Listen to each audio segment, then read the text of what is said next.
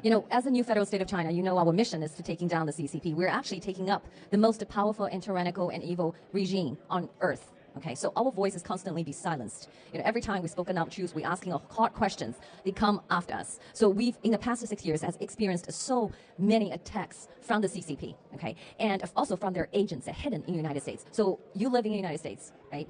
Are you feel safe after, you know, the Bloom saga? So it's tough, right? I just believe in God. I believe that God will call me when He wants me to go.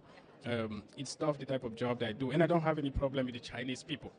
I've met some Chinese people who are really great people, but I have a problem with the Chinese policies. For instance, this regime, right? This Chinese Communist Party. The Chinese government party, and the way things are being done, and so that's the only problem they have. And I understand that truth is really hard, right? I'm for freedom of expression everywhere. Like I feel like people should be allowed to talk and say the truth, and you should be allowed to ask all the questions that you want. But I realize that just doing that, just being able to speak the truth and get the facts out can be really difficult. It's increasingly challenged, right? Because people are referring to the Twitter jail, the YouTube jail, like you would be kicking down there and your accounts will be banned. So as you, as a journalist, as a White House correspondent, you actually personally experienced this. And what about the Chinese dissidents who has been fighting this since the get-go? You can imagine the difficulty that we encounter. Yeah, it would be tough. And I can just wish you courage, stick to facts, stick to the truth.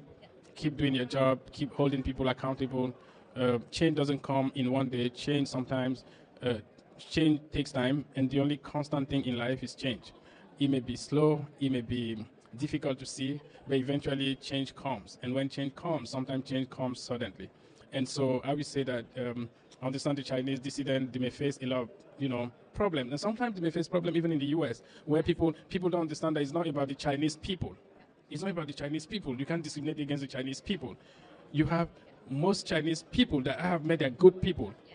China is represented by the 100 CCP kleptocrats family, and that's it. About 100 of them. Okay, they don't represent, never one day represent the Chinese people. We don't vote for them. Okay, they're illegitimate government. So that's something I think the worldwide people needs to know that, and you confirm that, right? Exactly. I've met Chinese people. They're good people, and that's why you can't attack someone because they sound like or look like or have a Chinese name. I'm against all forms of discrimination against anyone based on their color, their origin, their sex, orientation, their religion, all those things. I have good Chinese people that I know. They're great people. They've helped me. They've been there for me, and so I can't stand here and say that the Chinese people are bad. But the Chinese regime, right?